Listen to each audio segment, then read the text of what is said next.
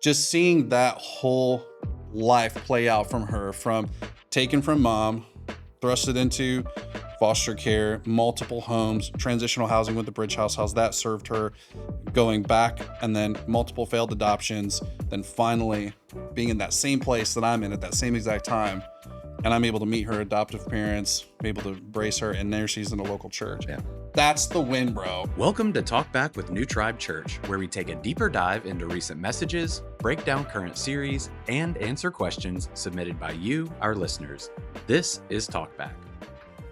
Awesome. Well, welcome to TalkBack. This is our weekly podcast where we go through the week's message in a little bit more detail, but we're doing something a little bit different here for a little while. We're going to be going through a partnership series where we're talking with some of our local outreach partners that we have here at New Tribe. And today I'm honored to have John Widrick with the Bridge House here. So thank you so much for joining.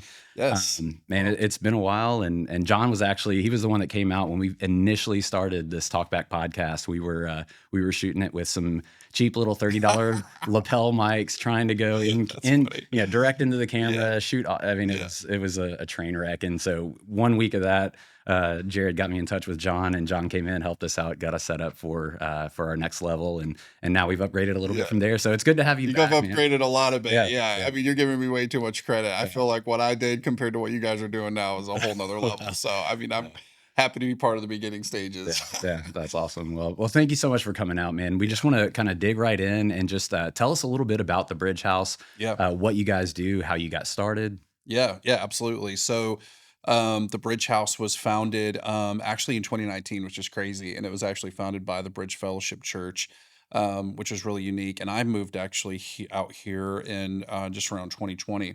COVID hit, and it was a passion project for them, and everything changed during COVID for everybody. Priorities changed. It had to. Everybody had to pivot. And because of that, they were kind of on hold in some areas with what they were doing at that location. And the Lord worked it out in a really special way. While I was coming into Tennessee at that point, happened to go to that church to celebrate a baptism of a young kiddo who just gave her life to Jesus, and they were friends of our family.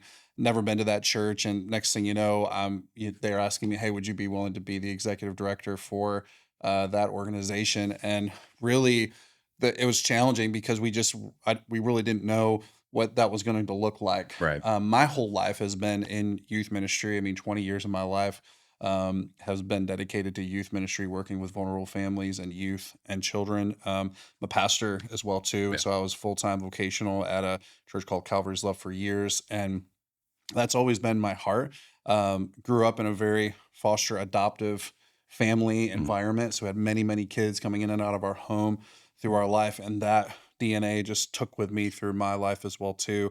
And so when we came into the Bridge House, we realized there was a lot of freedom from the board to say, hey, we're okay with you setting a new vision and basically refounding this whole organization. And so we really refounded it.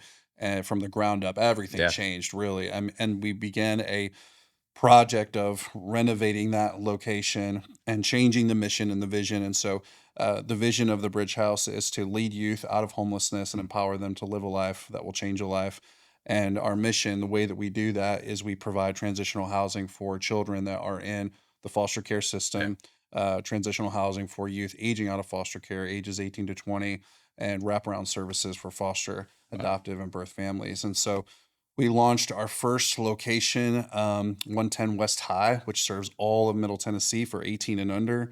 That launched October of 2022.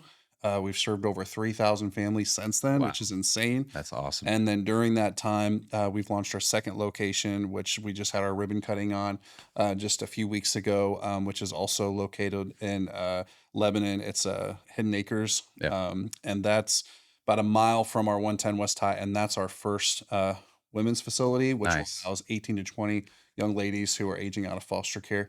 And a fun story real quick, on the actual ribbon cutting day, we actually had a young lady who was there picking out her room. And I pulled her aside afterwards and I said, hey, do you love this? Yeah. Because if you don't, this doesn't work. Right. Like, this doesn't work. Like, we can believe that this sounds like a great plan, but I'm not aged out of foster care. Right. I'm not a young lady. Do you love it? Yeah. And she looked at us and said, I love it. And I could see this being something for many other young ladies to come as well, too. Yeah. So So we're excited. And so our goal would be that we would have uh, a young adult location for men as well Yeah. too that are aging out. That's a huge goal of ours as Yeah. well. But yeah, we're Well, it pumped. sounds like you guys are on the right path. That's awesome, and I think that it really shows your heart to on the day you're opening something Yeah, that you've spent so much time building to then go ask like, hey, is this the right thing? yeah. That really shows where you guys are coming from and what the future is going to look like for you guys. I think it's going to be bright. So that's awesome. Yeah, we're trying, man. We're excited. There's such a huge need when you look at, 9,000 kids that are currently in custody in the state of Tennessee. It's one Yeah. of the worst in the nation. And then you look at 900 kids aging out. I mean, we're a small piece in this whole puzzle, but that's where it starts Yeah. is just doing your daily bread, Right. right? That one day at a time Right. of saying, hey, we're gonna just do what we can do and hopefully inspire others as well too. Yeah. So Yeah. That's amazing. Well, what is one story that comes to mind when you think about the impact that the Bridge House is making in our community? What's something that mm, stands out that it's one that you would tell anybody that's really kind of interested in how deep you guys go? yeah, that's great. Man, there's one signature story that just gets me every time. When when we first launched our location in 2022, it was really important to me to make sure that I didn't get too separated from what we were doing. And I know that may seem weird because it's like, well, how would you be separated from it? But really, as we all know, many people will say, hey, you don't want to you want to work on the business, not Right. be in it all the time. And I know that sounds weird when you're talking about children and youth, but the reality is that as an executive director founder, you have a lot of responsibility from an administrative side to growing your board. There's a lot of business part of things as well Mhm. too. And I didn't want to become too separated because we have a great team who's handling a lot of our Right. programming. And so even though I'm serving in that space, one area that I wanted to still stay plugged into, especially being close with our caseworkers and things like that, was CASA. Mm. So I actually joined as a CASA worker as well too, volunteered my time and said, hey, I want to do this, went through the training, became a CASA worker. For those of you who don't know what CASA is, it's a court appointed special advocate. Okay. And so what you do as a CASA worker is they assign you a case that is dedicated to a case worker, Hmm. and you are the advocate for that child Okay. or That's awesome. Yeah. children if they're a sibling set. And so I was given a sibling set. It was a brother under the age of, I think they were under the age of 12. Mm. So a boy and a girl, brother and sister. They were about just under the age of 12 at the time. They came into the foster care system. Mom was homeless, drug addict, different partners. DCS stepped in, and one went to her teacher's house, the other one went to the boy went to a foster parent's house, Mhm. and so they were separated. Mhm. The teacher eventually had to disrupt, and so that young lady was then brought to the Bridge House, and I was tracking with her during this whole time. Wow. So it was really interesting as a CASA worker to see her go visit her at her foster parents' house, start to build that relationship with her, build that relationship with her brother, and then her see like, hey, there's Right. nowhere for her to go after her teacher disrupted. So what if the Bridge House wasn't there? Right. And see her then at the Bridge House, Right. and then being able to serve her from that perspective, Right. and then her then going to stay with her brother for a while. That eventually disrupted to where they needed her to leave and not keep her brother, or Mm. then keep her brother. She came back to the Bridge House again. So again, seeing her already, and this is a very real story for many kids that are in foster care, Right. where it's like the amount of transitions that they go through. And she was just a fabulous young lady, but just different personalities weren't working. And Right. sometimes people disrupt just because they can't do it anymore. And so here she is back again at the Bridge House, seeing her again at this point, Yeah. what she's going through, trauma increasing. And then from there, she's going to another foster family. That's again not with her brother. During this whole time, her mom's termination of parental rights, we were able to then utilize the Bridge House and some of the things that we acquired there to then provide one last family meal for her brother, her mom, and all of that as well too. And then the crazy story is that during all of this, my heart's just breaking for this girl. Right. Like the brother's been consistently stable the whole time. Yeah. He's been growing. He's going to church. He's thriving.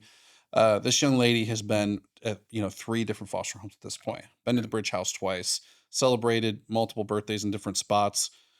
Been to multiple school Mm. systems, and she's fabulous. Yeah. And now, fast forward, she's like 15. Yeah. She's a young lady, and I'm looking at her. I'm looking at my own kids. I'm like, my gosh, like this girl's life has been so transitional. And She's had multiple failed adoptions while she's in this foster home. Fast forward, we go to Providence Church to receive a pretty large offering that they raised for us just after December of 2024, Mhm. coming into January 2025. And we go up on stage, we accept this gift, amazing church, get done. And I look over, and all of a sudden, I'm just tackled by this young lady. And I'm like, whoa, what is going on? I don't know anyone from this church really. And so I look over, and there she is. And I'm like, it's this young lady. I'm like, what are you doing here? And in that moment, she tells me, well, I go to church here now. Mm. I'm plugged into a church, going to the youth group. She goes, this is my Bible. And she introduces me to her new adoptive Dude. parents. And just seeing that whole life play out from taken from mom, thrusted into foster care, multiple homes, transitional housing with the Bridge House, how's that served her, going back, and then multiple failed adoptions, then finally being in that same place that I'm in at that same exact time. And I'm able to meet her adoptive parents, be able to embrace her, and there she's in a local church. Yeah. That's the win, bro. Yeah. And on top it off, I'm like, what are you doing over spring break? She's like, we're going to Disney World. I'm like, stop it. Wow. And so I think when you see a story like that, I know that the Lord allowed me to go through that to see that, because that's just one of thousands of stories. And she had a great ending. Yeah. There's many that get to her age where they just don't adopt at that age Yeah. anymore. And so they stay in residential facilities for years and then age out and they don't have anyone. Yeah. But I'd say that's my flagship story. Yeah. I love that story because it's just so redemptive. Yeah. And Yeah. how do you beat that? Yeah. You can't beat that No, story. that's It's awesome. amazing. Man. Yeah. Make it And up. there's This is God. It's like awesome. exactly. And you can't pin, God doesn't work in coincidences. So No, that only no. tells you that's the case. That's right. beautiful. Yeah. No, we've got some friends of ours that, they adopted an 18-year-old as soon as he aged out of the system, adopted him, and he's going through college. I mean, his life, and I don't think he had one of those stories where he was just, kind of flipped over all over the place all the time. But it was amazing to kind of see them step in, and we don't really think, and really, I don't want to say that 18 is adulthood, because I think there's still a lot more growth in there. Yes, That's I yes. think how people's mindset is I a lot know, of it times, and is. so we just kind of say, all right, 18, you're done. Right. Good luck, and it's sad. So that's amazing. Well, I know you guys partner with New Tribe. Mhm. I know you partner with a lot of other local churches. So why is partnering with the local church so important to what you guys are able to accomplish at the Bridge House? Yeah, I am such a huge believer in the local church.